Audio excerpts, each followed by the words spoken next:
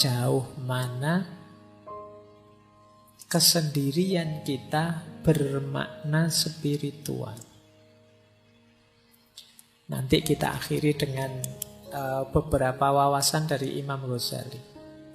Saya ambil misalnya dari Thomas Merton. Kata Merton, orang yang takut sendirian pasti akan kesepian. Tidak peduli berapa banyak orang di sekelilingnya.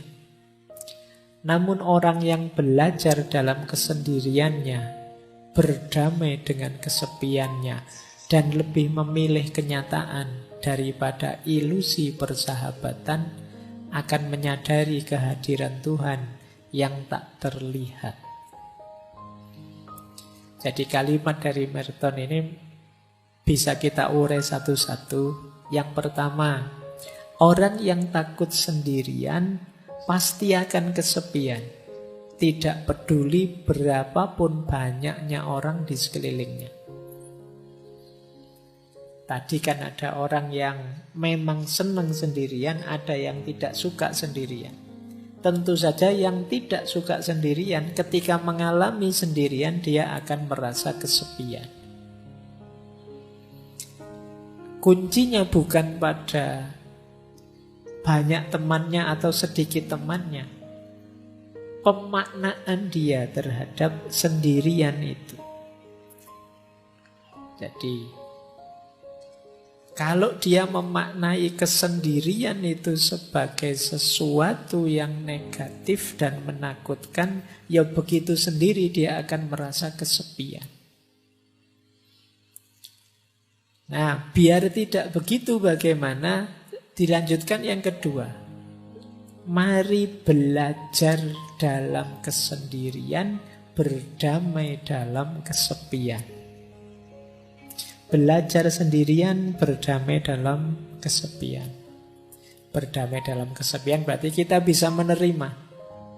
Tidak apa-apa ya Allah, saya sendirian asal Engkau ridho. Itu bisa menerima. Tidak apa-apa saya jomblo kalau ini memang keinginanmu ya Allah. Nah, jadi ini berdamai dengan kesepian, dengan kesendiriannya. Dan lebih memilih kenyataan daripada ilusi persahabatan. Kenapa persahabatan di sini disebut ilusi? Ini seperti yang disampaikan di awal tadi. Tidak mungkin ada persahabatan yang sama sekali tidak mengandung perpisahan, tidak mengandung kesendirian. Perpisahan itu kan kesendirian. Maka antara yang ilusi dan yang hakiki, pilihlah yang hakiki. Tadi ternyata yang hakiki ya kesendirian.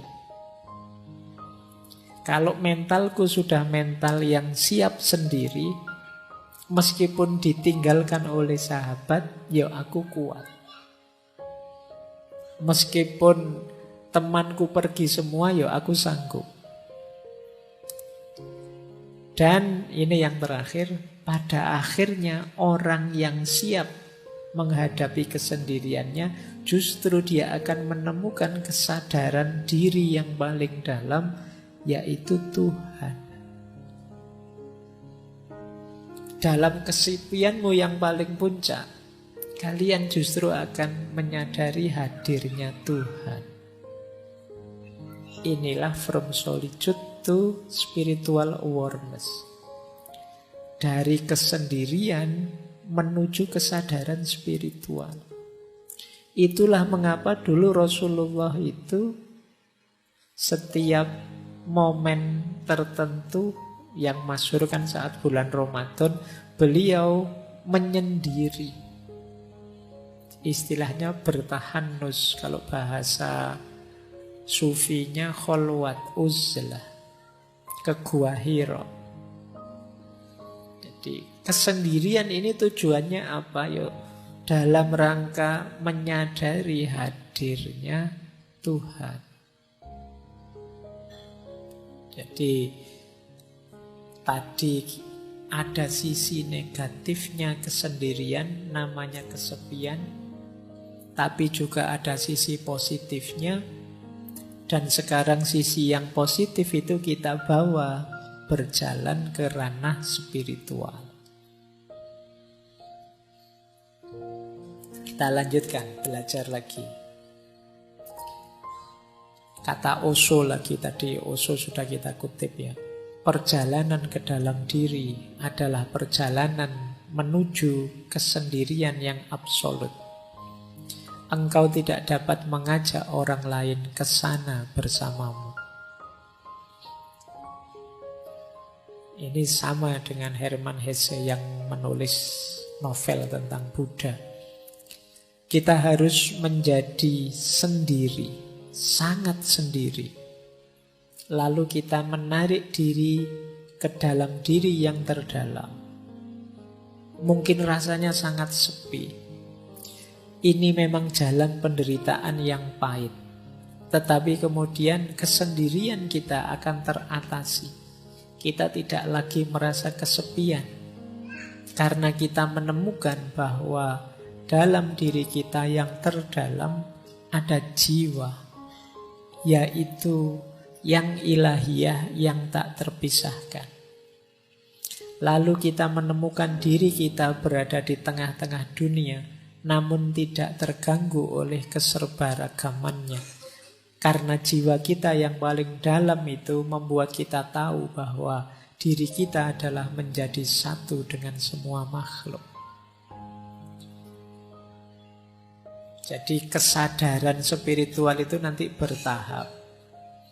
Yang pertama, kesadaran bahwa hakikatnya kita sendiri. Karena hakikatnya kita sendiri, terus kita masuk ke dalam diri. Saat kita masuk ke dalam diri, di situ kita ketemu inti diri kita yang sifatnya ilahiyah, yang disebut ruh. Kesadaran ruhaniyah ini, kalau memang sudah kita pahami, pada akhirnya kita akan kembali lagi ke dunia, tapi sudah tidak tergoda lagi. Dengan kesadaran bahwa semua makhluk hakikatnya satu, yaitu ciptaannya Allah, citranya Allah, citranya Tuhan. Inilah from solitude to spiritual awareness. Jadi diawali dari sendiri yang tidak kesepian, dilanjutkan dengan perjalanan ke dalam diri, dipuncai dengan kesadaran ilahiyah, diterapkan dalam hidup sehari-hari, yang tidak merasa ada bedanya semua makhluk dan tidak tergoda oleh warna-warni duniawi. Inilah from solitude to spiritual awareness. Konkretnya apa? Kalau dalam dunia tasawuf, uzlah. Ada 3 istilah dalam dunia tasawuf yang dekat dengan uzlah. Ya, yang pertama uzlah itu sendiri, yang kedua zuhud, yang ketiga kholwat. Zuhud itu kondisi jiwa yang tidak tergoda oleh hal-hal duniawi. Kalau uzlah itu menjauhkan diri dari keramaian. Kalau kholwat itu memisahkan diri dari keramaian, berdua dengan yang dicintai, yaitu Allah. Jadi uzlah itu menjauhnya, kholwat itu berduaannya. Kemudian dari sini bisa melahirkan jiwa yang zuhud, jiwa yang tidak tergoda oleh hal-hal duniawi. Jadi ternyata kesendirian tadi bisa jadi, kalau bahasa tasawufnya, salah satu mode suluk perjalanan kita untuk menuju Allah. Jadi yang tadi berawal dari kondisi jiwa, psikologi kita, ternyata bisa kita manfaatkan untuk perjalanan ilahiyah. Kesendirian kita ternyata bisa bermakna spiritual. Kita lihat ya, ini ayatnya. Jadi mana sih ayat yang menyarankan kita memperhatikan diri kita sendiri. Jangan terlalu sibuk dengan orang lain. Ada di surat Al-Maidah ayat 105. Wahai orang-orang yang beriman, ya ayyuhalladzina amanu alaikum anfusakum. Alaikum anfusakum itu ya atas diri kalian, jiwa-jiwa kalian diri. Maksudnya apa? Perhatikanlah diri kalian sendiri. La yadurrukum man dhalla idza tadaitu. Tidak mungkin bisa membahayakanmu, mencelakakanmu orang-orang yang sesat kalau kalian sudah mendapat petunjuk. Berarti apa? Tadi jiwa kita ini ayo kita bawa untuk memperoleh hidayah, memperoleh petunjuknya Tuhan. Kalau sudah sampai level itu, tidak akan yang ada yang bisa menggoda kita, membahayakan kita. Jangan lupa, ilallahi marji'ukum jami'an. Kepada Allah lah kalian semua akan kembali. Fayunabbi'ukum bima kuntum ta'malun. Yang saat kembali nanti akan diberitahu kalian apa saja yang sudah kalian kerjakan. Jadi ayat ini menegaskan keutamaan ayo memperhatikan diri kita sendiri dulu, sendirian dulu, sampai kita kuat. Sehingga tidak ada yang bisa menggoda kita, membahayakan kita, karena kita sudah mendapat petunjuk ilahiyah. Ini biasanya dipakai dalil uzlah. Boleh dicek nanti di Ihya-nya Imam Ghazali.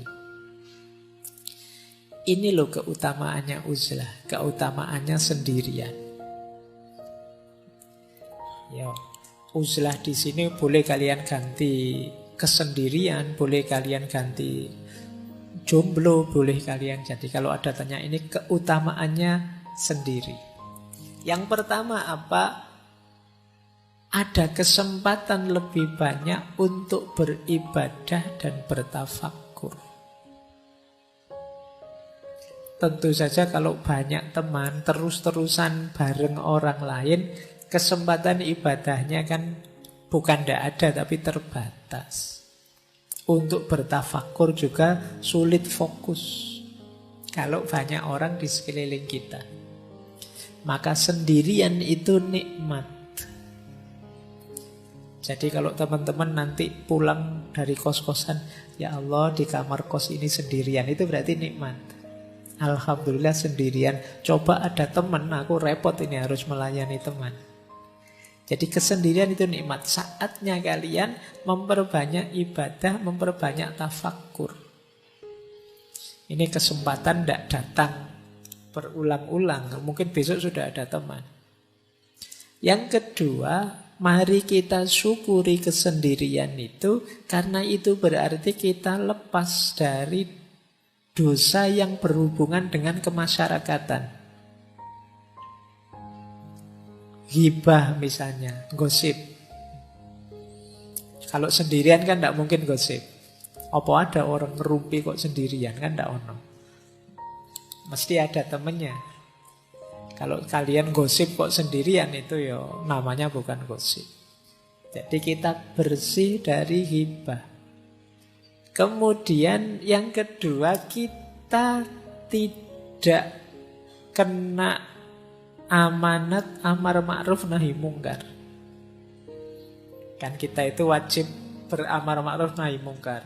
Wahai orang-orang, ayo menuju kebaikan, ayo sholat, ayo. Kalau nggak ada orang lain kan ini nggak ada perintahnya untuk mau amar ma'ruf ke siapa, nggak ada orang lain. Yo, kita bebas dari ini. Tapi kalau banyak orang, kita ada amanat untuk amar ma'ruf nahi mungkar. Ini sebenarnya saya ambil dari Ihya. Yang ketiga, riya. Kita pamer itu kan pada orang lain. Kalau tidak ada orangnya kita tidak pamer. Sedang sendirian saja kan kita tidak pamer. Kalau mau keluar ketemu orang kan kita pamer. Kita dandan lah, kita apalah. Tapi kalau pas sendirian kan tidak. Terus yang keempat, kita terlindungi dari perilaku-perilaku buruk. Mengumpat, memfitnah, mencela. Tidak ada orang lain. Loh, paling tidak kan kita selamat dari 4 ini. Jadi teman-teman jangan mengeluh, jangan protes, jangan sedih kalau oleh Allah ditakdir jomblo abadi lama sekali. Kok tidak ada teman, ya Allah, tidak apa-apa. Itu kesempatan kita diberi fasilitas bebas dari dosa-dosa kemasyarakatan. Jadi alhamdulillah, itu kan gitu. Jadi ini utamanya uzlah, menjauh sebentar dalam kesendirian kita mendekat pada Allah. Kemudian membebaskan diri kita dari pertengkaran dan perselisihan. Ya tidak mungkin gegeran wong kita sendirian. Juga menyelamatkan kita dari ngobrol yang tidak ada gunanya, basa-basi yang sia-sia, menghabiskan waktu saja. Jadi kalau tidak ada orang lain kan kita tidak mungkin ngobrol yang aneh-aneh ya. Sudah apa-apa ya to the point saja, sudah sesuai yang kita inginkan ya. Kalau mau ibadah ya ibadah, mau tafakur ya tafakur. Kemudian untungnya uzlah juga ya menyelamatkan diri dari gangguan dan godaan orang lain. Sekitar kita ini kan banyak sekali godaan demi godaan. Kalau kita pas sendirian paling tidak selamat lah, tidak ada godaan. Kalau pas bareng-bareng gini kan godaannya banyak. Kalian misalnya ngelirik, wah HP-nya baru, HP-ku kalah, ini sembunyiin aja. Ini kapan ya aku bisa beli HP baru? Tadi nggak mikir gitu, sekarang jadi mikir itu. Waduh, temanku sekarang sudah sukses, kapan ya aku suksesnya? Tadi nggak mikir itu, sekarang mikir itu. Wah, temanku pasangannya kok cakep, aku kapan ya dapet? Itu karena berinteraksi. Jadi ada untungnya ternyata kita uzlah, menjauh. Kemudian yang kelima, putusnya harapan orang banyak atas kita dan harapan kita atas orang banyak. Karena kita agak terpisah dari mereka, ya orang banyak tidak lagi berharap pada kita. Kita juga tidak berharap pada mereka. Bukan berarti jelek berharap pada orang lain atau kita jadi tumpuan harapan orang lain. Tapi kadang-kadang kalau lupa batas seperti yang saya jelaskan di depan tadi, ini bisa jadi sumber kesedihan, sumber stres. Orang lain berharap kita itu ya wong mahasiswa, mbok yo hidup yang tertib. Kalau adzan ya ke masjid. Kalau itu kan mungkin orang lain berharap itu dan kita tertekan dengan itu. Kita juga berharap masyarakat itu mbok ya begini begitu. Tapi begitu kita uzlah, harapan-harapan yang macam-macam tadi sudah tidak ada. Wong kita tidak lagi berinteraksi dengan mereka. Jangan lupa uzlah ini bukan berarti untuk selamanya kita berpisah dengan masyarakat. Uzlah ini lebih pada melatih jiwa kita, melatih diri kita agar tidak mudah tergoda, agar kuat. Pada saatnya mungkin kembali ke tengah masyarakat kita sudah kuat. Jadi uzlah ini ada yang pakai istilah bagian dari riyadoh, latihan, melatih jiwa. Ketika kita uzlah, kita tidak banyak berharap pada masyarakat, kita lebih bersandar pada Allah. Ya nanti setelah kembali ke masyarakat kita juga begitu. Ketika kita uzlah, kita bisa fokus memperbanyak ibadah dan tafakur, tidak tergoda oleh kesibukan di sekeliling. Ya nanti saat kembali juga masih begitu. Itu gunanya uzlah. Jadi riyadoh, latihan, melatih jiwa kita. Kemudian kalau itu orangnya bodoh, tidak pinter kayak kita semua ini, uzlah itu menyelamatkan orang lain, selamat dari kebodohan kita. Dan kita juga selamat dari bodohnya orang lain. Nah, jadi ini keutamaan-keutamaannya uzlah, hidup sendirian. Ini bisa kalian cari keutamaan-keutamaan ini dalam Ihya Ulumuddinnya Imam Ghazali. Saya banyak ambil dari sana.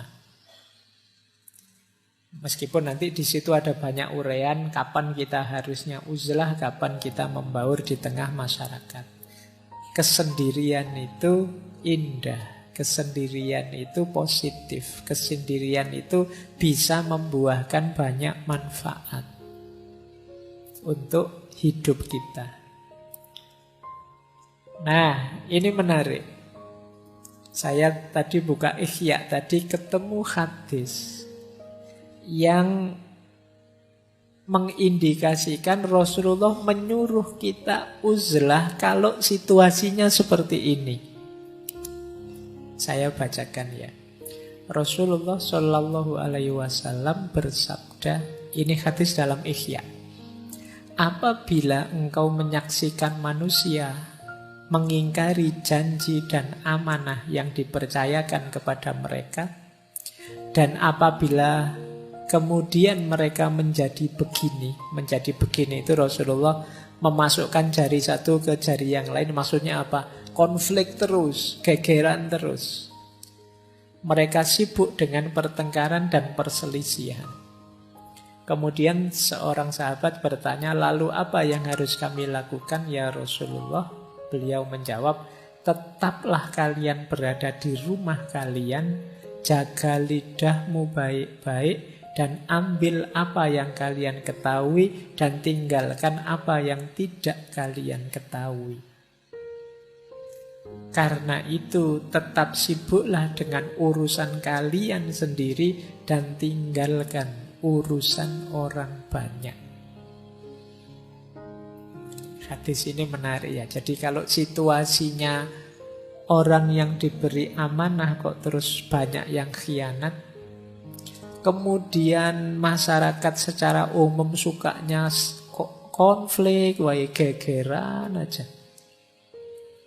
Saatnya kita nyari selamat untuk diri kita sendiri. Ambil jarak, uzlahlah. Jadi ini hadis ini nuntun kita untuk tidak tenggelam dalam situasi masyarakat ketika situasi masyarakat itu menurut kita negatif. Menarik diri. Karena kita mesti, kalau kita terjun ke sana, kita pasti terpengaruh. Ini yang disebut uzlah. Ya silahkan teman-teman membaca situasi. Mungkin di masa yang akan datang ketemu situasi seperti ini, ya selamatkan diri kita sendiri lebih dulu. Dengan cara ini tadi, uzlah. Bahkan ada beberapa asar yang saya ambil juga karena menarik kalimatnya. Kesendirian lebih baik daripada sahabat yang buruk perilakunya. Kok punya sahabat kok buruk, mending sendiri saja. Atau qaulnya Ibnu Somad. Ibnu Somad punya kalimat menarik. Manusia itu seperti obat yang dengannya mereka menyembuhkan penyakit. Namun manusia masa kini telah berubah menjadi penyakit yang tidak lagi ada penawarnya. Karena itu larilah dari manusia banyak sebagaimana kalian lari dari singa. Ini juga anjuran untuk uzlah. Ya memang kita memerlukan orang lain. Manusia itu seperti obat bagi kekurangan kita. Tapi hari ini banyak manusia yang bukan obat, tapi penyakit itu sendiri. Orang baik-baik ketika berinteraksi dengan orang lain jadi ketularan jahat. Nah, kalau situasinya seperti ini ya jauhi saja mereka. Uzlahlah, menjauhlah. Rasulullah itu ketika sadar kondisi masyarakatnya yang jahiliyah, yang kacau, yang lupa pada Tuhan dan lain sebagainya, ya beliau uzlah. Merenungi kondisi masyarakatnya. Jadi ini tuntunan-tuntunan untuk kita beruzlah menjauh dari keramaian ketika situasinya memungkinkan. Jadi dari sini kelihatan ternyata ya menyendiri, menciptakan kesendirian untuk hidup kita itu kalau momennya tepat justru itu adalah sesuatu yang dianjurkan, mulia dan utama. Makanya sejak awal tadi saya bilang cari situasi yang pas ya. Cari kondisi yang pas. Baik, terakhir. Ini satu kalimat menarik. Mungkin teman-teman pernah dengar kalimat eagle flies alone. Great eagles fly alone. Great lion hunt alone. Great souls walk alone. Alone with God. Burung elang yang hebat itu terbangnya sendirian. Singa yang hebat juga berburu sendirian. Jiwa yang hebat berjalan sendirian. Tapi sendirian bersama Tuhan.